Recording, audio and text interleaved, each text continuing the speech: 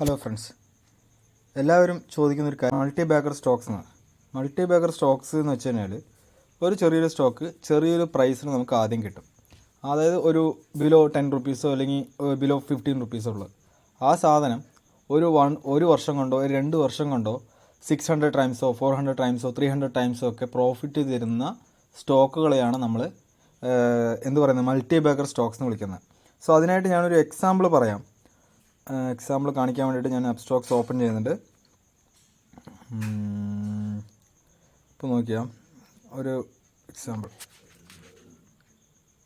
Kalyan Jewellers list ചെയ്യുന്ന സമയത്ത് നോക്കിയേ, ഏകദേശം 2021 ഏപ്രിലാണ് ലിസ്റ്റ് ചെയ്യുന്നത്. ലിസ്റ്റ് ചെയ്ത പ്രൈസ് എന്ന് പറയുന്നത് 73 രൂപയായിരുന്നു. അതിനുശേഷം അത് ഏറ്റവും ലോവസ്റ്റായിട്ട് 55 രൂപ വരെ 2022 ജൂണിൽ പോയിട്ടുണ്ട്. അതിനുശേഷം അതിനകത്ത് വന്ന ഒരു ഹൈക്ക് നോക്കി, ഇപ്പോൾ അതിൻ്റെ പ്രൈസ് ട്രേഡ് ചെയ്യുന്ന പ്രൈസ് 501 രൂപയാണ്. അതായത് ഏകദേശം ഒരു 1.5 വർഷം കൊണ്ട് 2022 ജൂലൈ 1 മുതൽ ഇപ്പോൾ ജൂലൈ ആയി, മറ്റന്നാൾ ജൂലൈ ആണല്ലോ. അപ്പോൾ കൃത്യം ഒരു വർഷം കൊണ്ട് 55 രൂപയിൽ നിന്നും 501 രൂപയിലേക്ക് ഏകദേശം എത്ര പെർസെൻറ്റേജ് നോക്കാം. 501 minus 55, 446. 446 divided by 55 into 100, 810% Kalyan Jewellers നമുക്ക് തന്നിട്ടുള്ളത്. സോ അപ്പോൾ കല്യാൺ ജ്വല്ലേഴ്സിന് നമുക്ക് വേണമെങ്കിൽ എന്താക്കാം, ഒരു മൾട്ടി ബാഗർ സ്റ്റോക്കായിട്ട്, അതായത് കുറഞ്ഞ ടൈം പീരീഡ് കൊണ്ട് തന്നെ നല്ല പ്രോഫിറ്റ് തന്ന ഒരു സ്റ്റോക്കായി കണക്കാക്കാം. അപ്പോൾ ഇങ്ങനെ ഒരു സ്റ്റോക്ക് റെക്കമെൻഡ് ചെയ്യാനുണ്ടോ എന്ന് എൻ്റെ അടുത്ത് ആരെയും ചോദിച്ചിട്ടുണ്ടായിരുന്നു. അപ്പോൾ എനിക്കൊരു സ്റ്റോക്ക് റെക്കമെൻഡ് ചെയ്യാനുണ്ട്, പക്ഷേ ഒരു കണ്ടീഷനുണ്ട്.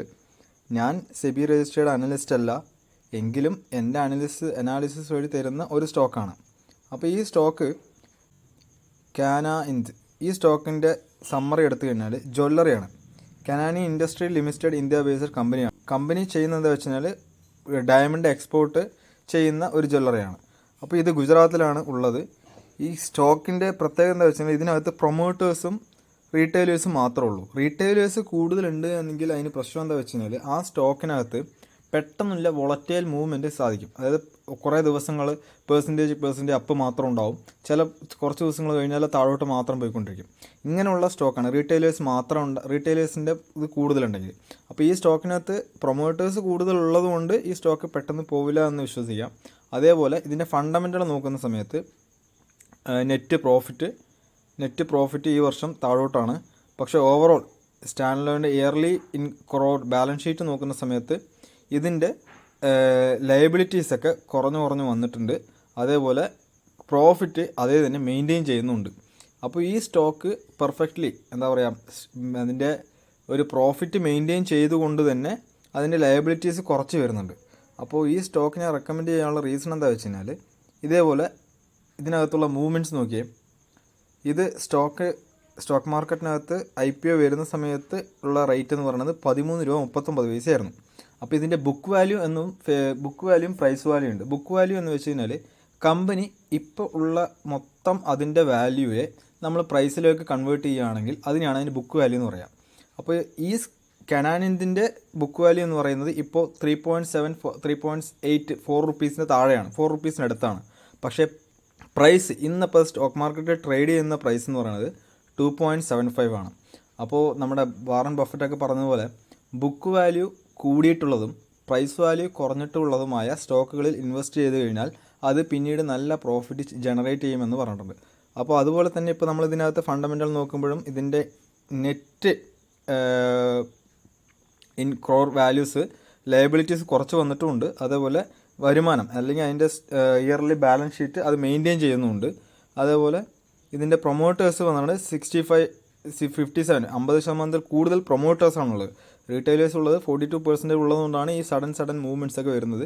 അപ്പോൾ ഈ സ്റ്റോക്ക് നിങ്ങൾക്ക് കിട്ടുകയാണെങ്കിൽ മേടിച്ച് വെക്കുക. എൻ്റെ ഒരു റെക്കമെൻഡേഷനാണ്. എബോവ് 2.75 ഇപ്പോൾ നിൽക്കുന്നത്. നിങ്ങളത് ഒരു പക്ഷേ ഒരു 1 റുപ്പി അല്ലെങ്കിൽ 50 പൈസയ്ക്ക് താഴെ പോവുകയാണെങ്കിൽ അത് ഒഴിവാക്കുക. അപ്പോൾ ചെറിയൊരു സ്റ്റോക്ക് ഒരു ലോങ് ടേമിന് എന്ന രീതിക്ക് ഒരു 3 ഇയേഴ്സോ 4 ഇയേഴ്സോ ഹോൾഡ് ചെയ്ത് കഴിഞ്ഞാൽ ഇതിലിപ്പോൾ ഹൈ ക്രിയേറ്റ് ചെയ്തിരിക്കുന്നതിനെ കണ്ടാൽ നമുക്കറിയാം 20 റുപ്പീസ് എബോവ് വരെ ഇതിൻ്റെ ഹൈ ക്രിയേറ്റ് ചെയ്തിട്ടുണ്ട്.